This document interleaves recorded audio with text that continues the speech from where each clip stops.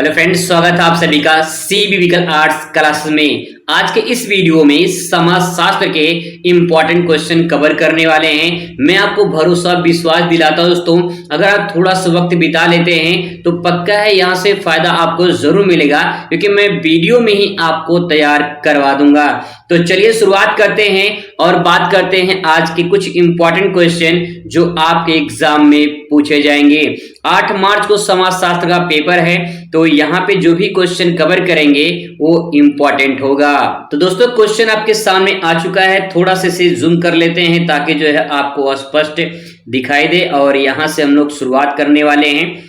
सबसे पहले बात करते हैं यहाँ पे बेसिक सवाल, और यहाँ से एग्जाम में सवाल पूछे गए हैं, यानी ये प्रश्न आपके एग्जाम में पूछे गए हैं। सबसे पहला प्रश्न है, समाज को परिभाषित कीजिए। समाजशास्त्र का पहला सवाल, समाज को परिभाषित कीजिए।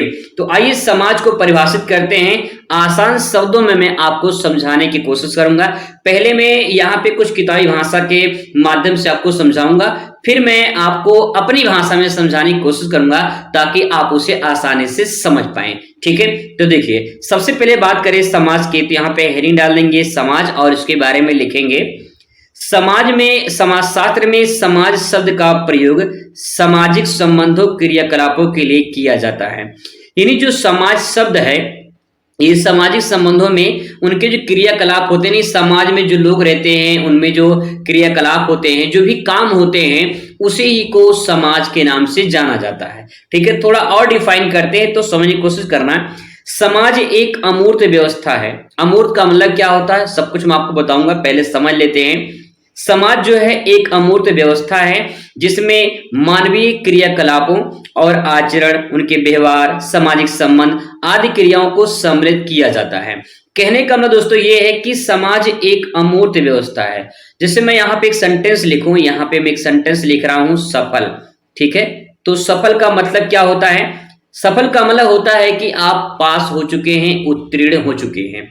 लेकिन अगर इसके आगे मैं यहाँ पे छोटा आ लगा दूं तो ये हो जाएगा असफल, मतलब कि आप पास नहीं हैं, आप अनुत्तीर्ण हो चुके हैं, यानी फेल हो चुके हैं। तो दोस्तों यहाँ पे छोटा सा शब्द अक्षर लगाने से पूरा का पूरा सेंटेंस बदल गया है। अब ऐसे ही आप यहाँ पे समझ सकते हैं। अगर मैं आपसे कहूं, यहाँ पे लिखा है मूर्त। मूर्त का मतलब क्या होता है? ये जो मूर्त है ये मूर्ति से बना है, और मूर्ति का मतलब होता है दिखाई देना। ठीक है, मूर्ति हम देख सकते हैं, लेकिन अगर यहाँ पे ये मूर्त लिखा है, अगर इस सेंटेंस के आगे हम यहाँ पे अमूर्त लगा दें, यानी वो मूर्त जो हम देख नहीं सकते हैं, वही यहाँ पे बात कहा गया है अमूर्त व्यवस्था। यानी समाज को हम देख नहीं सकते हैं, समाज की भावनाएं, आचार विचार, जो भी क्रियाकलाप होते हैं समाज में, उसको हम महसूस कर सकते हैं। जैसे हवा है, हवा को देख नहीं सकते हैं लेकिन आभास कर सकते हैं कि ठंडी ठंडी हवाएं लग रही हैं, तो उस हवा क्या है? अमूर्त है। ऐसे ही समाज है, समाज में जो भी आचार विचार होते हैं, जो भी व्यवहार होते हैं, जो सामाजिक संबंध होते हैं, उसे हम देख नहीं सकते। तो समाज जो है एक अमूर्त व्यवस्था है। एक नंबर में बहुविकल्प में पूछ सकता है कि समाज मूर्त है या अमूर्त है, तो जवाब होगा समाज अमूर्त व्यवस्था है।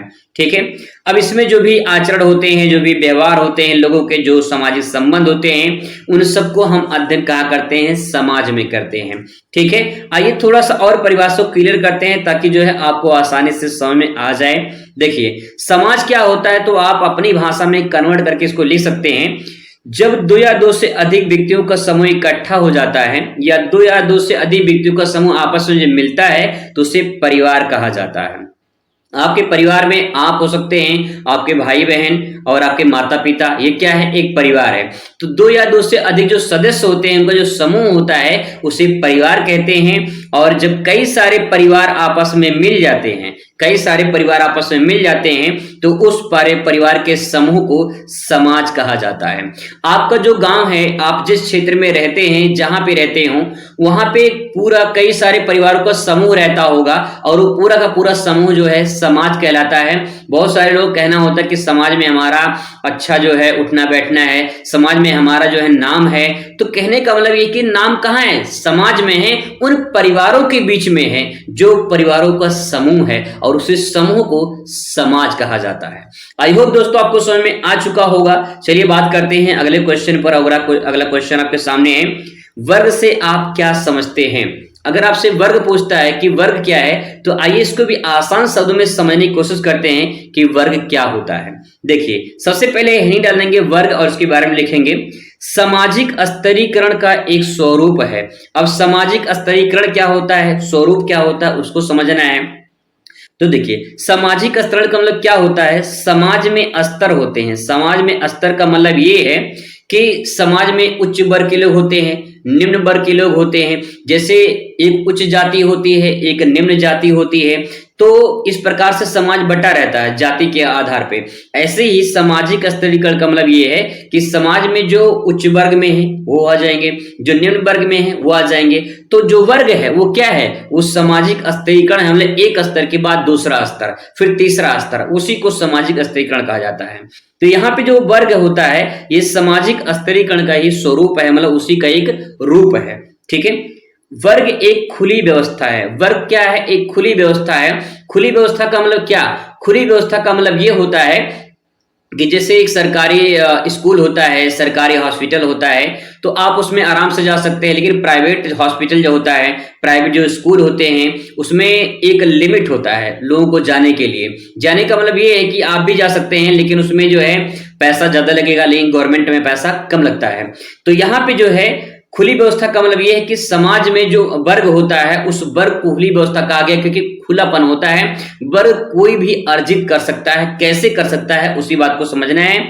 जिसकी सदस्यता व्यक्ति को उसकी योग्यता और गुण के आधार पे मिलती है। जैसे मान लीजिए एक प्रिंसिपल है स्कूल में, उस प्रिंसिपल के पद पर जब वो बैठा है तो प्रधानाचार्य कहलाएगा, यानी प्रिंसिपल कहलाएगा। लेकिन उससे पहले कभी वो शिक्षक रहा होगा, है ना। तो कहने का मतलब है कि जो उसके ऊपर स्तर है, यानी प्रिंसिपल का, अध्यापक के ऊपर जो स्तर है प्रिंसिपल का, जो पद पाया है उसे उसकी योग्यता के अनुसार ही मिला है। इसका मतलब ये है कि जो वर्ग होता है इसलिए खुलापन होता है, क्योंकि कोई भी उसे पा सकता है, कोई भी उसे अर्जित कर सकता है। तो वही बात यहाँ पे कहा गया दोस्तों कि जो वर्ग होता है उसे अर्जित किया जा सकता है और इसे परिवर्तित भी किया जा सकता है। मतलब कि जो प्रिंसिपल हैं, जो उस पद पर बैठे हैं, उन्हें बदला भी जा सकता है ना। तो कहने का मतलब ये है कि वर्ग जो होता है वो खुलापन होता है, उसे अर्जित किया जा सकता है, उसे परिवर्तित किया जा सकता है। तो ये सब पूरी प्रक्रिया वर्ग कहलाती हैं। जैसे कि एक अमीर वर्ग होता है, एक गरीब वर्ग होता है, ये भी तो वर्ग है ना। आप कह सकते हैं कि भाई आप गरीब में आते हैं कि अमीर में आते हैं, तो अमीरों का वर्ग अलग होता है, गरीबों का वर्ग अलग होता है। तो ये सब वर्ग योग्यता के आधार पे, क्वालिटी के आधार पे आ सकता है। कोई भी गरीब व्यक्ति कभी भी अमीर बन सकता है और अमीर व्यक्ति कभी भी गरीब बन सकता है। तो वर्ग का मतलब ये होता है इसमें परिवर्तन होते रहते हैं। ठीक है, जैसे क्लास में बच्चे होते हैं, कोई फर्स्ट पर आता है, कोई सेकंड पर आता है, कोई थर्ड पर आता है। तो किस वर्ग में आए हैं, कि मतलब कि फर्स्ट वर्ग पे आए हैं कि सेकेंड पे आए कि थर्ड पे आए, इस प्रकार से आप परिभाषित कर सकते हैं, एग्जाम्पल भी दे सकते हैं। और आई होप कि आपको ये भी समझ में आ चुका होगा। ठीक है, चलिए बात करते हैं अगले क्वेश्चन पर। राष्ट्रवाद को परिभाषित कीजिए, राष्ट्रवाद से क्या है। अगर इस टाइप का सवाल आपके पेपर में आएगा तो इसे लिखेंगे राष्ट्रवाद, हेडिंग डाल देंगे। राष्ट्रवाद को समझने से पहले सबसे पहले आप राष्ट्र क्या है ये जान लीजिए। देखिए, राष्ट्र से आशय जनसंख्या के उस समूह से है जो अपने आप को समुदाय के रूप में प्रस्तुत करता है, जिसमें भाषा, धर्म, स्थिति, जाति आदि का समावेश होता है। जैसे मान लो राष्ट्र, आप देश समझ लो, जैसे भारत देश है। भारत देश में कई धर्म के लोग रहते हैं, कई भाषाएं बोली जाती हैं, और भारत की स्थिति आप देख सकते हैं किस प्रकार से भारत की स्थिति है। स्थिति का मतलब यह है कि भौगोलिक, राजनीतिक आप देख सकते हैं, और विभिन्न प्रकार की जाति भी भारत में पाई जाती है। तो जिस राष्ट्र में, जिस देश में जनसंख्या का ऐसा समूह रहता है जहां पे एक भाषा, धर्म, स्थिति, जाति आदि का समावेश होता है, समावेश का मतलब मिलजुल कर रहते हो, तो ये सब कुछ जो है राष्ट्र कहलाता है। अब आगे राष्ट्रवाद क्या होता है, तो जिस राष्ट्र में आप रहते हैं उस राष्ट्र के प्रति अपने आप को समर्पित भी करना है। एग्जाम्पल समझिए, जैसे मान लीजिए आपका परिवार है, ठीक है, आपका परिवार, आप अपने परिवार में रहते हैं। अगर आपके परिवार के ऊपर कोई कष्ट आता है, कोई दुखद घटना घटती है, तो क्या आप कुछ करेंगे या चुप मार के सिर्फ देखेंगे तमाशा? आपका जवाब होगा कि भाई कुछ करेंगे जरूर, है ना। जब अपने परिवार के लिए आप अपने आप को न्यौछावर कर दे रहे हैं, अपने आप को समर्पित कर रहे हैं अपने परिवार के लिए, ऐसे ही जिस देश में आप रहते हैं, जिस राष्ट्र में रहते हैं, उस देश के प्रति अपने आप को समर्पित कर देना। अपने आप को अगर देश के ऊपर कोई आंच आती है तो अपने आप को बलिदान दे देना, ये राष्ट्रवाद कहलाता है। ठीक है, तो वही बात यहाँ पे लिखा गया है। राष्ट्रवाद क्या है? एक विचारधारा है, एक थॉट है लोगों के अपने आप में। जैसे कोई चाइना का होगा तो अपने चाइना के प्रति उसका राष्ट्रवाद होगा, कोई भारत का है तो भारत का, अमेरिका, जापान, इस प्रकार से। कहने का मतलब ये है कि राष्ट्रवाद क्या है? एक विचारधारा है। लोग अपने देश के प्रति अपने आप को न्यौछावर करते हैं, अपने आप को जो है उसमें समर्पित करते हैं, तो वो राष्ट्रवाद कहलाता है। जिसके प्रति प्रेम भावना, बलिदान की भावना विकसित होती है, वो राष्ट्रवाद कहलाता है। राष्ट्रहित के लिए सबसे बड़ा त्याग और खुद को न्यौछावर करने को तैयार रहना, ये सब पूरी प्रक्रिया राष्ट्रवाद कहलाता है। तो कहने का मतलब दोस्तों है कि राष्ट्रवाद का मतलब ये होता है कि जिस देश में हम लोग रहते हैं, जिस राष्ट्र में रहते हैं, उस राष्ट्र को सम्मान करें। दूसरी बात यह है कि अगर देश पर कोई आंच आता है तो उसके लिए हम अपने आप को समर्पित करने के लिए तैयार रहें, अपने आप को बलिदान करने के लिए तैयार रहें। यही राष्ट्रवाद होता है, यही राष्ट्र के हित में काम होता है। ठीक है, आई होप आपको ये भी क्लियर हो चुका होगा। चलिए बात करते हैं अगले क्वेश्चन की। और अगला क्वेश्चन आपके सामने यहाँ पे आ चुका है, थोड़ा सा इसको भी जूम कर लिया जाए ताकि जो है आप इसे आसानी से समझ सके। क्वेश्चन आपके सामने है, इंपॉर्टेंट दोस्तों, ध्यान रखेंगे, समझने की कोशिश करेंगे, आपको समझ में आ जाएगा।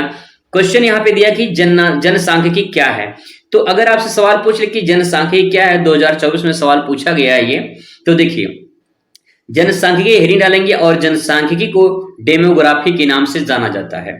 जो डेमोग्राफी है ये एक यूनानी भाषा का शब्द है और ये दो शब्दों से मिलकर बना है, एक डेमोस और दूसरा है ग्राफीन। ठीक है, डेमोस का होता है लोग और ग्राफीन का होता है वर्णन करना।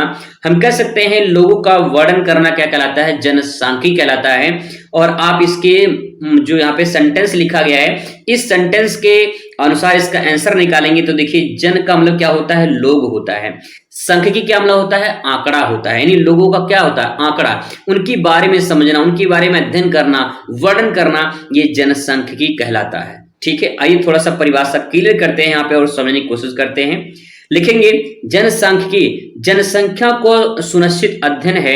इसमें किसी देश की जनसंख्या, क्षेत्र, लिंगानुपात, जनसंख्या घनत्व, समुदाय आदि का अध्ययन किया जाता है।